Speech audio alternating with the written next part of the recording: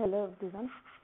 हम आपका जो टॉपिक था प्रसवकालीन उपघात, उसके अंदर कंटिन्यू कर रहे हैं। तो इसमें आपकी 2 डिजीज पहले हो चुकी है, उल्बक रोग और उपशीर्षक सेफेलोहेमेटोमा और कैपुट सक्सीडेनम। आज हम नेक्स्ट बात करते हैं फेशियल पैरालिसिस की, रैप्स पैरालिसिस एंड फ्रैक्चर। ये आपके सिलेबस में छोटे छोटे से टॉपिक हैं 2-3 मिनट के, इनकी भी हम बात कर लेते हैं। हालांकि ये जो टॉपिक मैं आपको अभी पढ़ाने वाली हूँ, फेशियल पैरालिसिस हो गया, रैप्स पैरालिसिस हो गया, ये कभी एग्जाम में पूछे तो नहीं गए हैं, लेकिन आपके सिलेबस में है तो आपको पढ़ना तो जरूरी है ही, कंपलसरी है। बाकी जो प्रसवकालीन उपघात है, इससे आपके एग्जाम में केवल ही कैपुट सक्सीडेनम और ये उपशीर्षक ये वाला ही क्वेश्चन आता है, बाकी क्वेश्चन यहाँ से नहीं आता है। और बहुत ही ये छोटे छोटे टॉपिक है, ज़्यादा डिटेल में इनमें जाने की ज़रूरत है नहीं। बस ये पता होना चाहिए कौन से नर्व की वजह से ये पैरालिसिस हो रहे हैं या कौन सा पैरालिसिस है जिसको हम क्या बोलेंगे। तो मैं शुरुआत करती हूँ फेशियल पैरालिसिस। फेशियल पैरालिसिस को हम आयुर्वेद में अगर कोरिलेट करते हैं, जैसे इन केस मैं आपको मैटर बता देती हूँ, इन केस आपके एग्जाम में फेशियल पैरालिसिस का जो है बड़ा क्वेश्चन आ गया, आज तक नहीं आया है, कभी आएगा भी नहीं, इन केस आ गया तो आप क्या करोगे? फिर आप इसको कोरिलेट करके आओगे अर्जित से, क्योंकि बड़ा क्वेश्चन लिखना है आपको, तो आपको आयुर्वेद और जो मॉडर्न दोनों लिखना पड़ेगा। तो वहाँ पे फेशियल पैरालिसिस को आप किससे कोरिलेट करोगे? अर्जित से।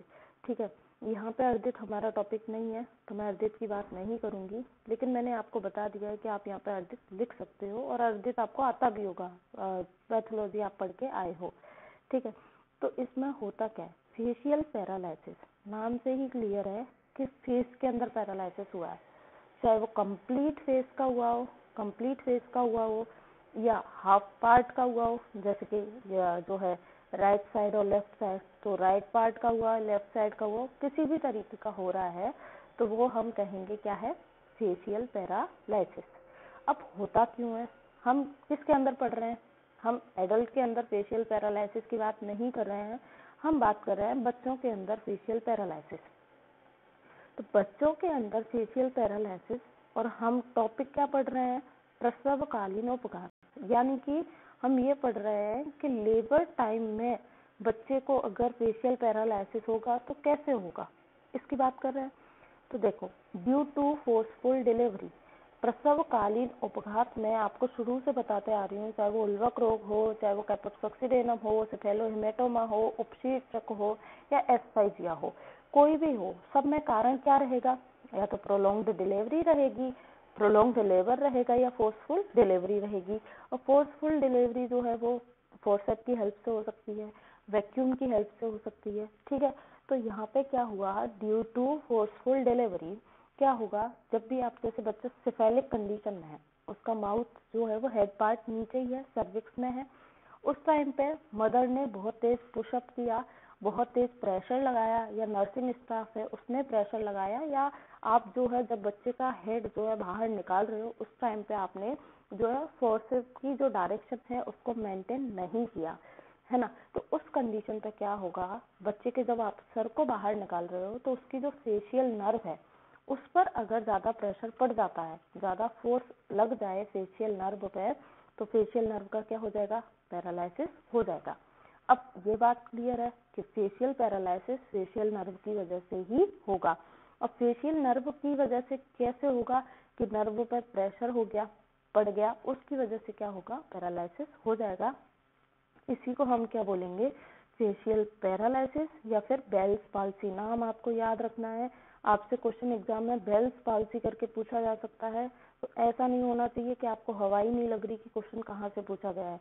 तो आपको दोनों टर्म पता होनी चाहिए कि बेल्स पाल्सी बोल दे, फेशियल पैरालिसिस बोल दे, हमको फेशियल पैरालिसिस ही लिखना है या अर्जित ही लिखना है। ठीक है, अब इसके अंदर फेशियल नर्व पर प्रेशर पड़ गया, नर्व का पैरालिसिस हो गया।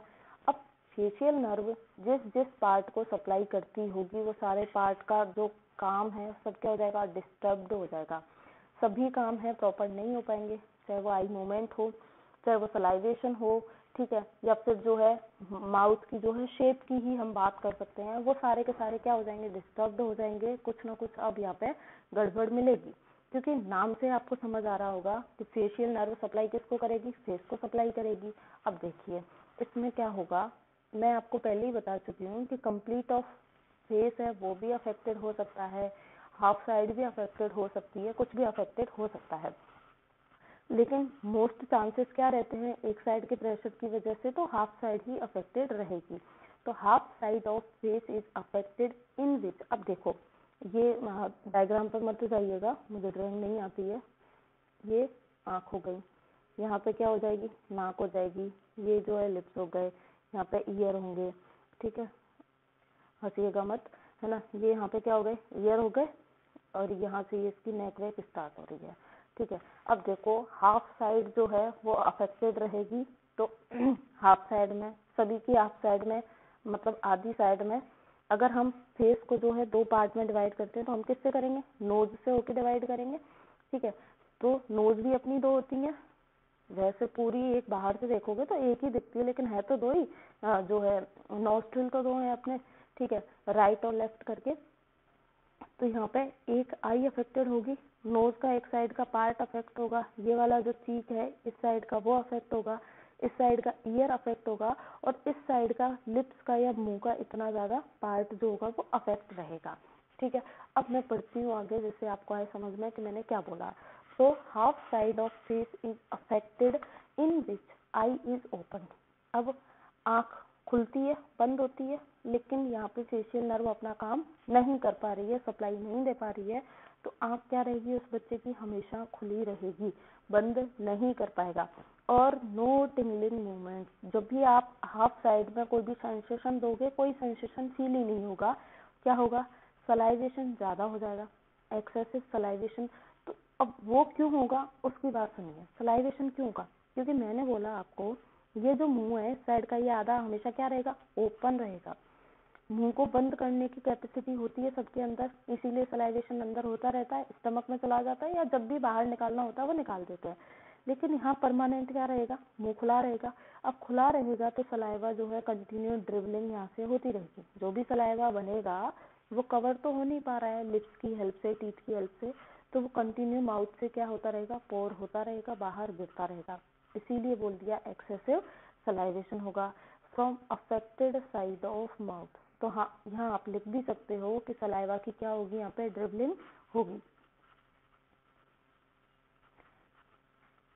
सलाइवा की क्या होगी, यहाँ पे ड्रिबलिंग होगी, ठीक है, लिख सकते हो अफेक्टेड साइड ऑफ माउथ से। तो क्लियर है। अब यहाँ पे सब लिख देना आप कि एक साइड की जो आई है वो ओपन रहेंगे, ईयर है प्रॉपर वर्क नहीं करेगा, जो है टिंगलिंग मूवमेंट फील नहीं होंगे, सलाइवेशन ज्यादा होगा, माउथ हमेशा खुला रहेगा। One side one sided face is stressed and look like moon like face. याद रखना है, 2 मार्क्स में पूछा जा सकता है। मून लाइक फेस डिफॉर्मिटी किस में मिलती है, फेशियल पैरालिसिस में मिलती है। अब देखो एक तरफ का जो मुंह है इस बच्चे का, एक तरफ का ये मुंह है, आँख खुली पड़ी है, ये लिप्स भी खुले पड़े हैं, और यहाँ से मुंह एकदम टेढ़ा हो रहा है, तो कैसे लगेगा, मून के जैसा इसका फेस लगता है, ठीक है। तो इसीलिए बोला है, याद रखना है आपको कि मून लाइक फेस डिफॉर्मिटी किसके अंदर मिलती है, फेशियल पैरालिसिस के अंदर। पेन अराउंड ईयर में बी प्रेजेंट, कान के चारों ओर पेन हो सकता है क्योंकि सप्लाई प्रॉपर है नहीं, वहाँ वहीं पे जो है प्रेशर पड़ रहा है नर्व पे, इसलिए क्या होगा, पेन इसको फील होगा। तो ये चीज है, केवल मुंह का पैरालिसिस था तो मुंह में तो यही इतने ही पार्ट होते हैं, नाक हो गई, कान हो गया और आई हो गई, तो इनके जो सारे सारे काम होंगे ये डिस्टर्ब हो जाएंगे। अब देखिए ट्रीटमेंट, ट्रीटमेंट क्या है, कुछ वीक में अपने आप ठीक हो जाता है। ज्यादातर प्रसवकालीन अपघात होते हैं उल्वक को छोड़ करके, जैसे कैपोट सक्सीडेनम भी मैंने आपको पढ़ाया था, सेफेलोहेमेटोमा पढ़ाया था, अपने आप ही ठीक हो जाते हैं, ठीक है। तो कुछ वीक में ही अपने आप ठीक हो जाते हैं, और ठीक नहीं होता है तो हमें वहाँ पे न्यूरोप्लास्टी करनी है, यानी कि फेशियल नर्व जो प्रेशर थी, अब हम प्रेशराइज हो रखी थी, अब हम उसे क्या करेंगे, ठीक करेंगे। कुछ दिन के लिए हम टाइम दे देंगे, कुछ वीक वेट करेंगे, क्योंकि तुरंत बच्चे के अंदर सर्जरी तो कर नहीं सकते, तो या तो कुछ वीक में ही अपने आप ही ठीक हो जाएगी, और नहीं होगी तो न्यूरोप्लास्टी हमें करनी पड़ेगी।